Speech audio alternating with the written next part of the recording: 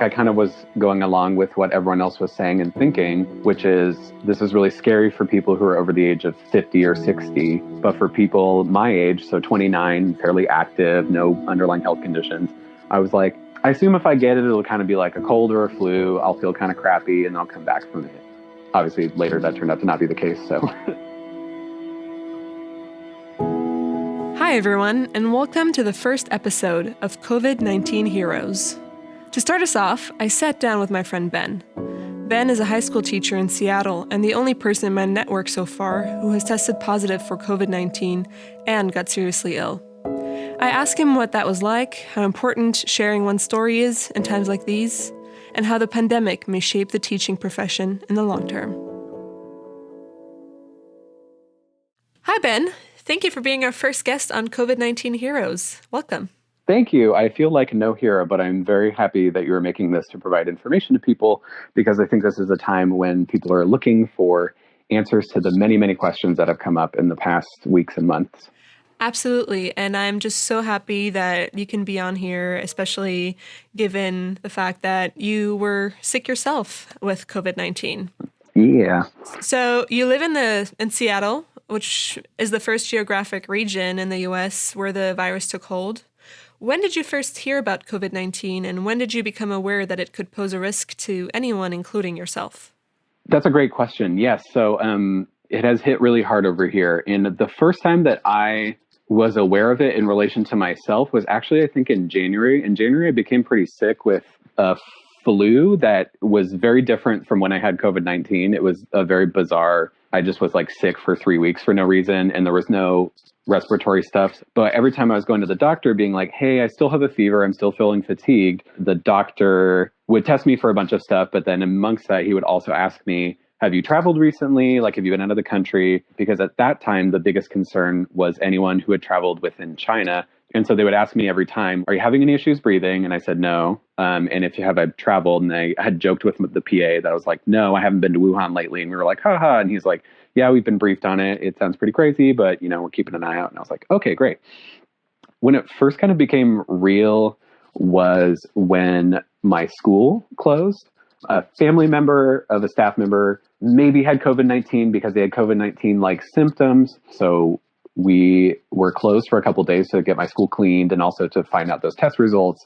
It turned out that person was negative. So we came back to school and that was interesting. But I think that was the first time that I realized, well, this is really serious and it's getting closer. I think that's the first time it really drove home to me that like, this is getting closer to where I am. Districts are starting to shut down schools. This is no small thing. This is starting to be a bigger thing, as it were. And you're a young guy, you're 29, right? Mm-hmm. Did you already realize that it could also be something that affects you and that it can affect you in a really serious way?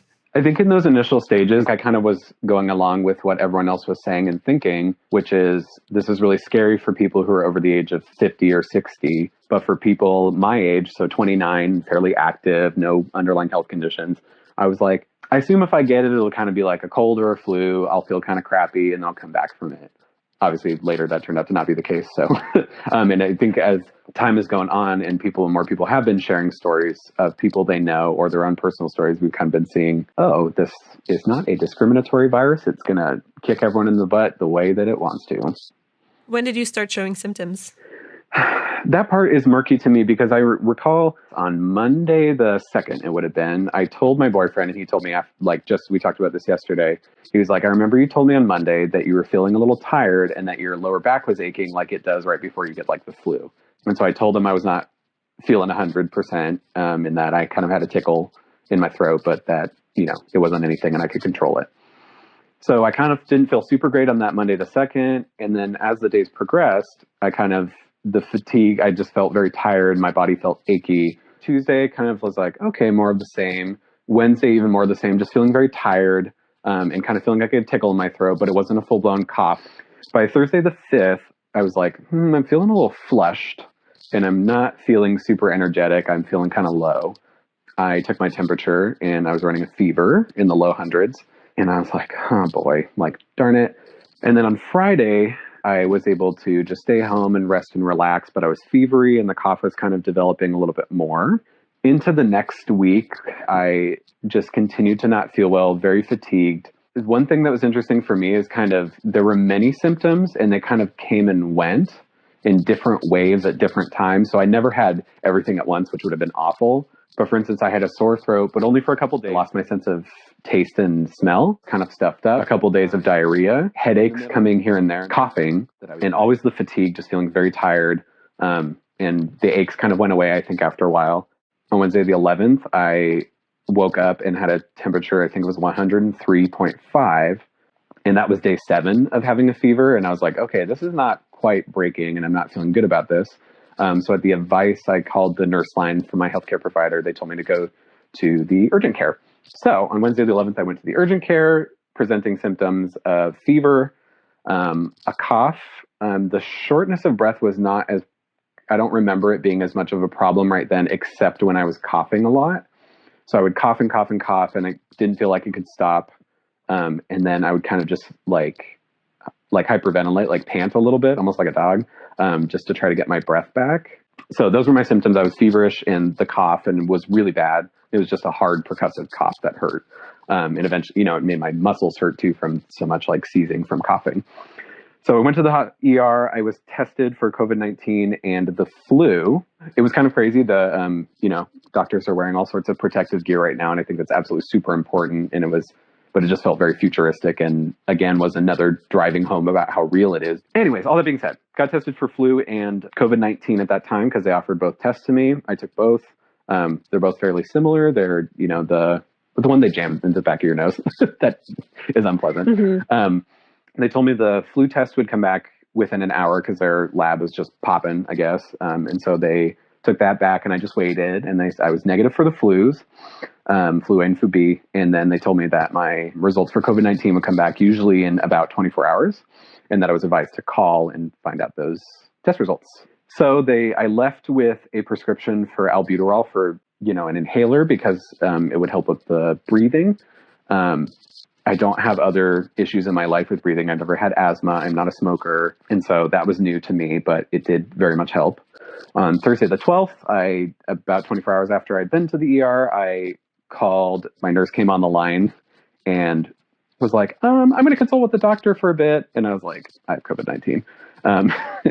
And which turned out to be true. And she came back and was like, so you have COVID, you've been tested positive for COVID-19.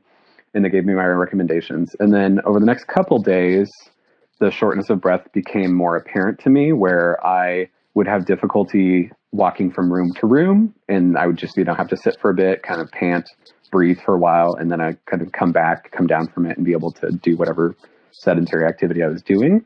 That was probably the scariest part of the whole thing was that middle part after I had received my diagnosis, because that's when the trouble breathing became more apparent. And that's when I was coughing a lot and coughing really hard. It's a little bit of suffocation, but I did not have any symptoms of pneumonia or anything. After that, the symptoms all kind of ramped down.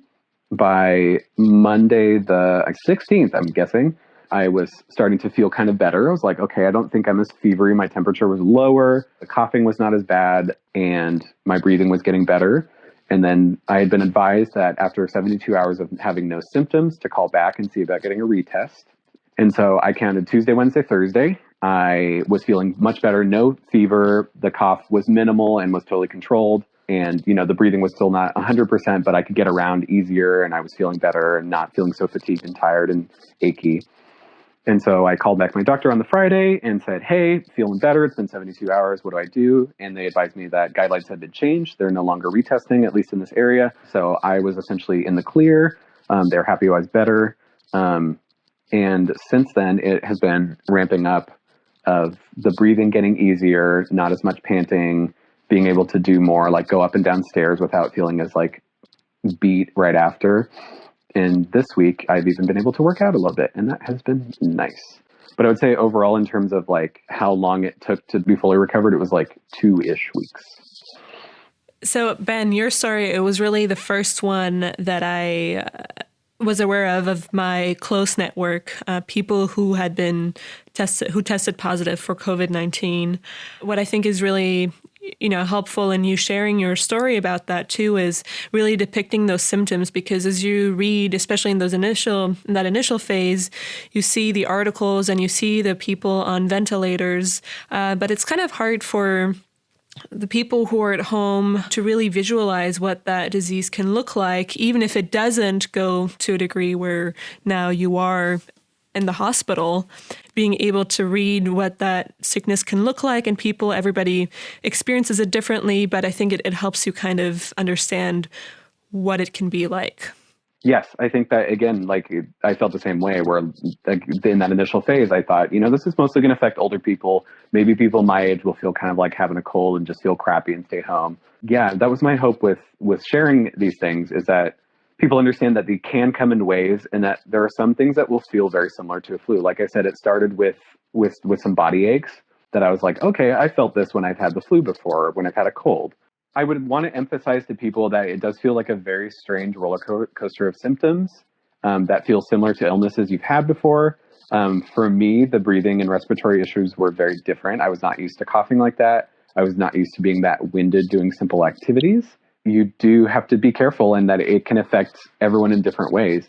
I obviously was in contact with people a little bit, like here and there, when I started showing symptoms, and somehow nobody I know has COVID-19. But knowing if I had known then that I had COVID-19, I would have absolutely stayed home and tried to touch nothing and wash my hands all the time and stuff like that. I don't know. I think people my age are starting to recognize that this is not just something that affects older generations, and you're not just going to get through it easy.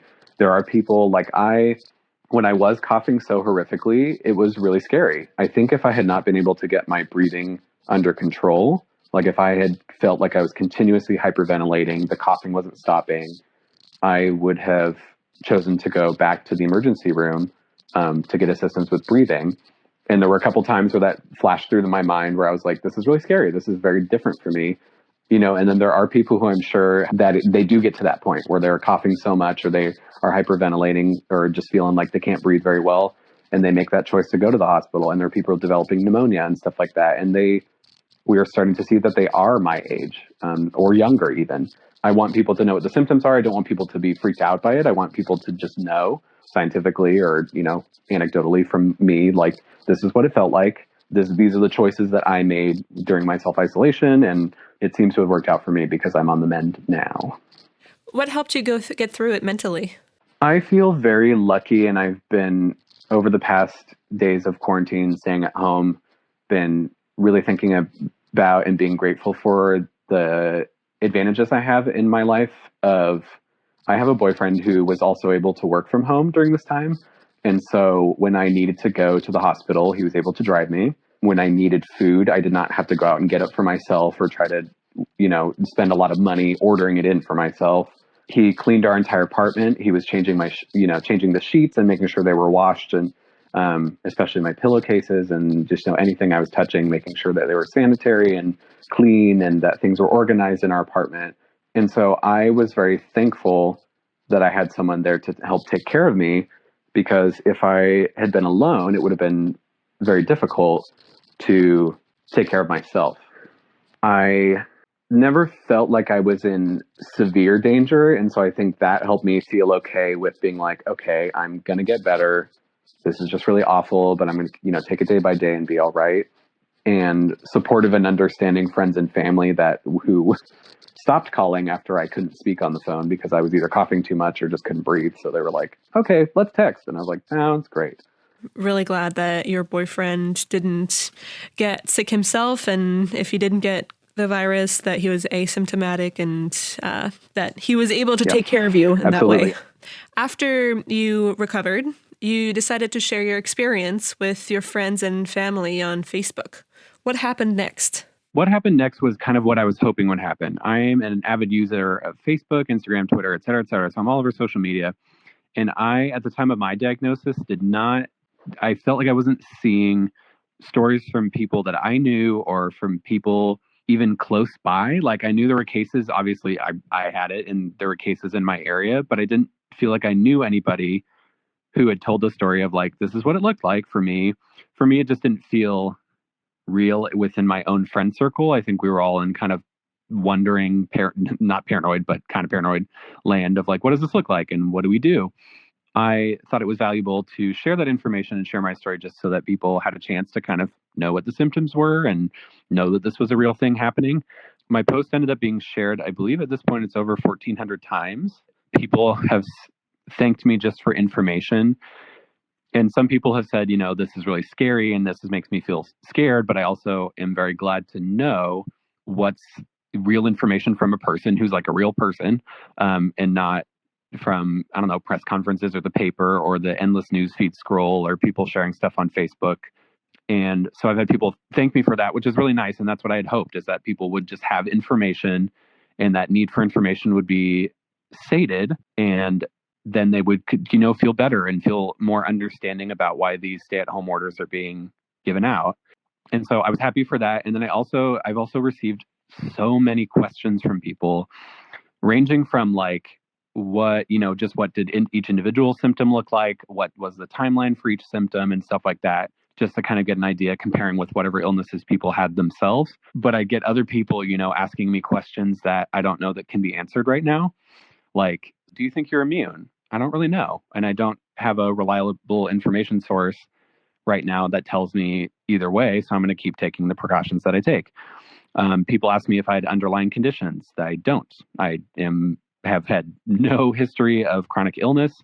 So, the questions were interesting, and I think they're helpful for people, again, to make it more real that these were the experiences I was having.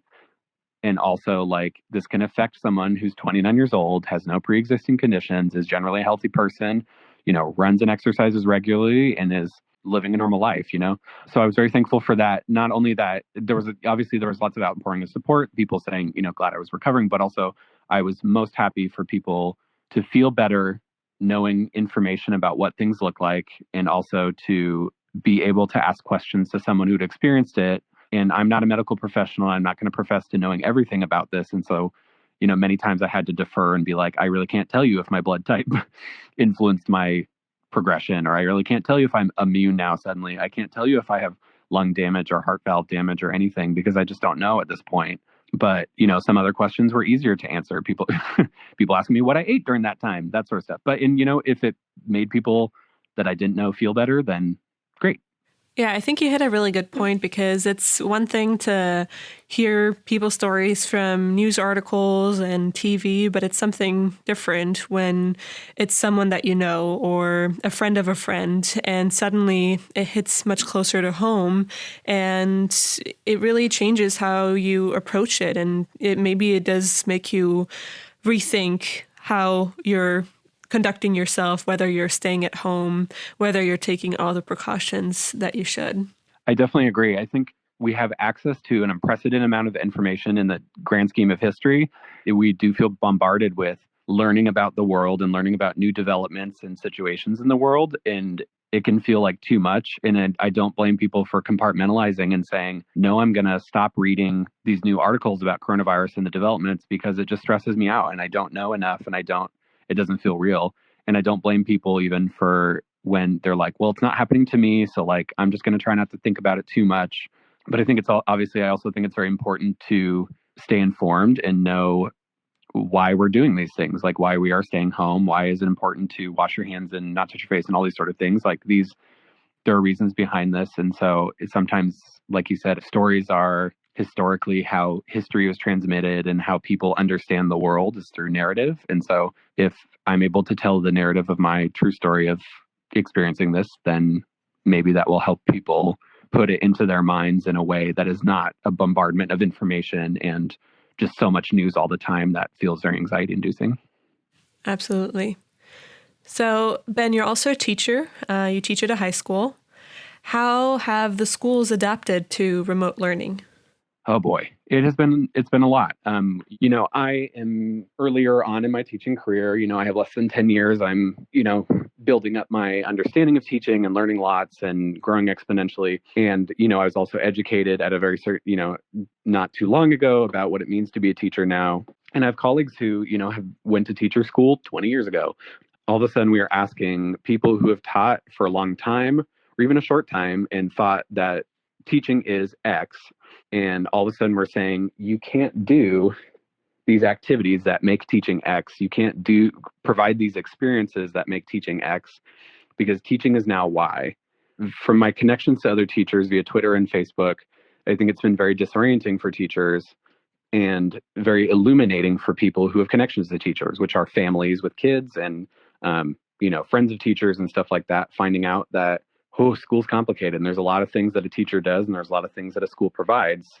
I'm very proud of my district for providing meals to families in need during this time because unfortunately we learn through these things that schools provide many of the meals that kids get each day that otherwise they would not get. And so my, districts are across the board are providing meals delivered to or pick up meals for students and families so that way kids can continue eating during this crisis.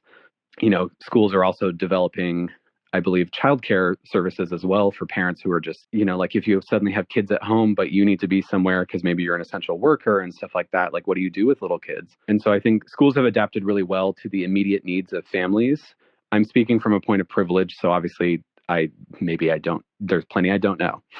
I don't have children and I don't have too much to care for in my life besides, me and my boyfriend and my dogs. But I am proud that districts are adapting and trying to help families in need. And I think districts are also trying to give out electronics to families that don't have them so that kids can have internet access and a computer and access essentially to the wider world while they're stuck at home. To the question, how are schools changing and adapting? Yeah, like I said, it's kind of a whole new world for teachers, and teachers are having to learn very quickly how to completely transform everything that they have ever done and learned about teaching. So there are plenty of organizations providing free webinars about how to take things online, how to adapt activities you might have done in class to online. But I think we're getting a kind of big rethinking of what teaching could be. The public schools in America have been told for quite a while since the advent of No Child Left Behind, I think, and before that as well, but that's my point of reference, that testing, state testing, federal testing, mandated testing, standardized tests for kids are necessary components of their education because the teachers and the students need to be held accountable for their learning. As soon as this crisis has hit, standardized tests have disappeared. And so I think people are justifiably questioning the validity of standardized tests as a, quote, essential element, quote, of the education system.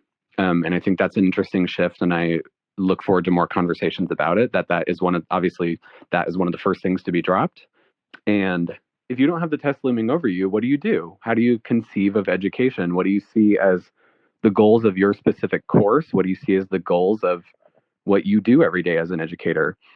And so I think there has been a necessary paring down of what we can teach kids. It is an unusual circumstance, and there's no way we're going to give them the input in our subjects that we would have given them live in a classroom.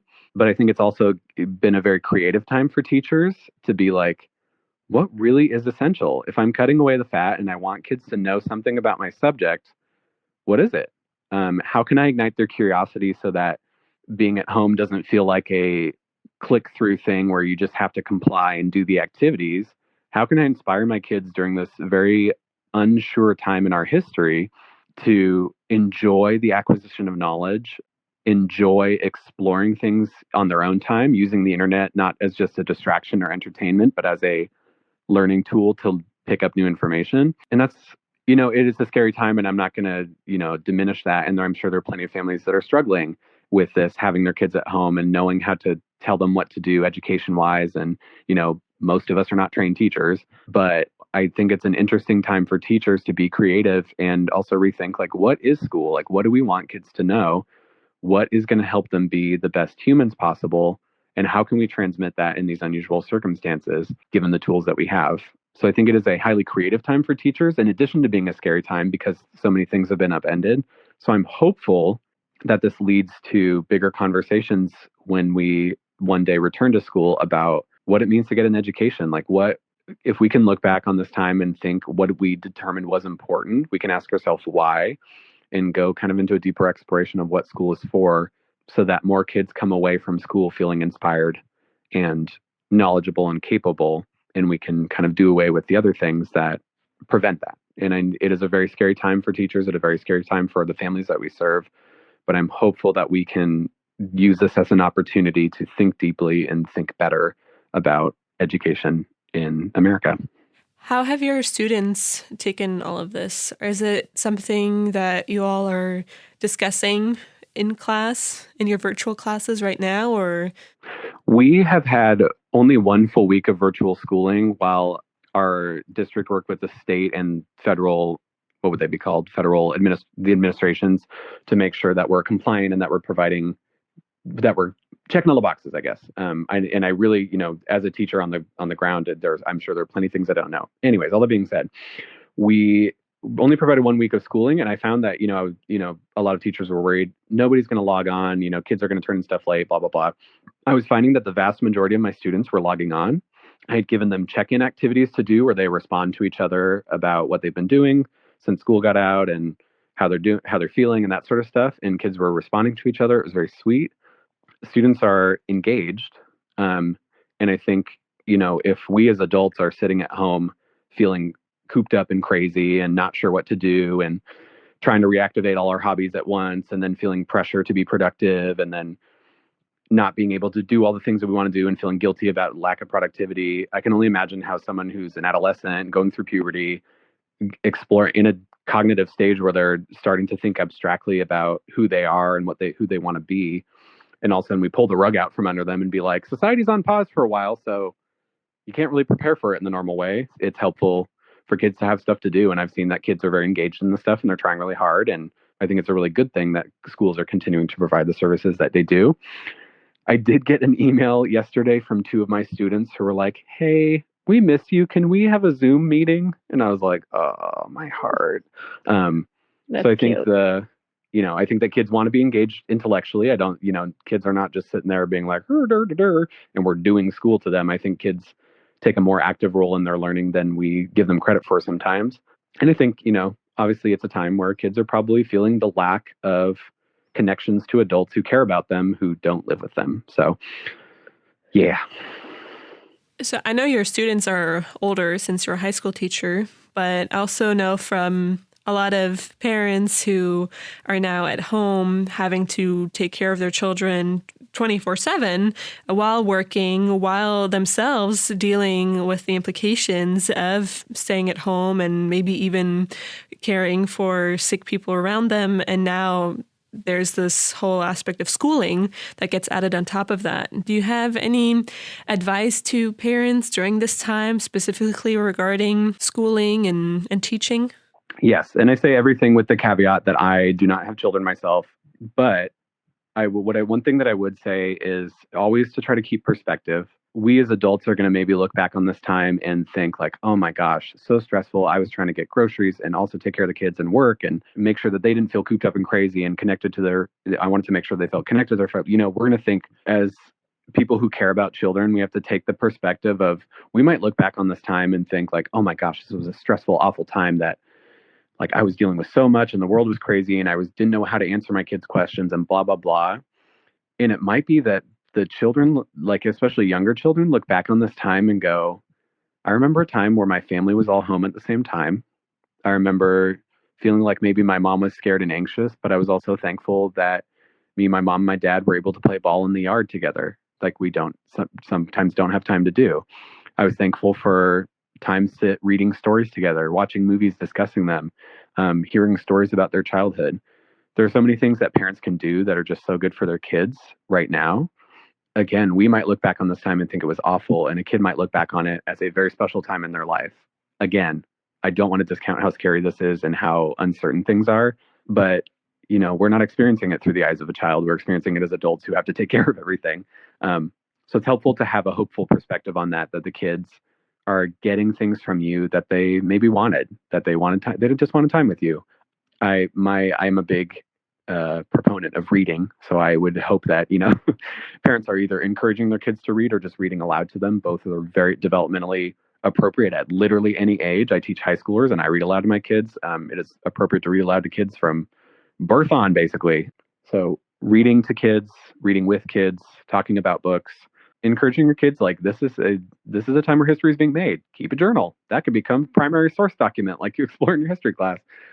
Parents are really helping each other out on Facebook with creative projects and things like that. So again, I'm very hopeful that we can make the most of this time. And I also don't want parents to feel guilty. No teacher is going to be mad, when we come back to school that kid didn't make so-and-so developments in their blah, blah, blah. Like no one cares. Like we're not, what we want is what's best for families, for them to feel like they are surviving and doing okay, and for the kids to be safe and healthy. And so we're going to be very understanding when we come back and school's in session again, that things were very weird and not everyone did it perfectly, however they wanted to, but we're all in this together and we will take care of your kids because that is our job and it's our passion. Ben, do you think remote learning will permanently affect teaching in K-12 schools or teachers in general? This is something I'm very interested in because this is a thing that kind of has been on the back boiler for education for a long time, is like, we have access to all this technology. What are we going to do with it? I think this will change a lot of things. I know there are lots of disability rights activists who justifiably have been wondering why these things, which are accommodations, these are, being able to stay home as an accommodation, being able to work from home as an accommodation, why suddenly these things are just available because of this pandemic when they could be available to people with disabilities all the time. So I'm interested to see how that conversation develops for children and adults with disabilities, to see how remote learning, remote working, all these things that we can suddenly do from home, how those can be more implemented into everyday life once things, resume a sheen of normalcy. As for remote learning as a teacher, I'm very curious to see, because what we're seeing obviously is that kids have immense social emotional needs that are met by school, by being around their friends, by being around caring adults. We can't really downplay that. We can't, take that away from them, that time to socialize, that time to learn rules and boundaries, but also, the joy of contacting other people, the things that you can do in a group that you can't do alone, how to be social and giving to others, that sort of thing there's great opportunities for schools to teach those things. So while I think there will probably be plenty of teachers who come back in the fall or whenever we come back, goodness gracious, that will come back and definitely integrate more technology using online classrooms to communicate with their kids and organize resources and things like that. I think there will be definitely more of that. My personal hope would not be that we are just like, get rid of the teachers, everybody stay home, because school is such an opportunity for kids to make contact with people, with adults that care about them, who could push them in a direction that changes their life for a very positive way. In addition to the support that they get from their parents and from their guardians and their caretakers. Kids just need to develop. Kids just need lots of positive adults in their lives and need, interactions with other kids. And so I think that again, like I said, I think there will be an increase in use of technology, but I also know that people are going to very much value not being at home and being around other people. Yes, I'm sure this brings a whole new level of appreciation for teachers from parents and guardians and caretakers. There's a lot to being a teacher. I will say that from my perspective, there's a lot to being a teacher that people don't see, that people don't even know.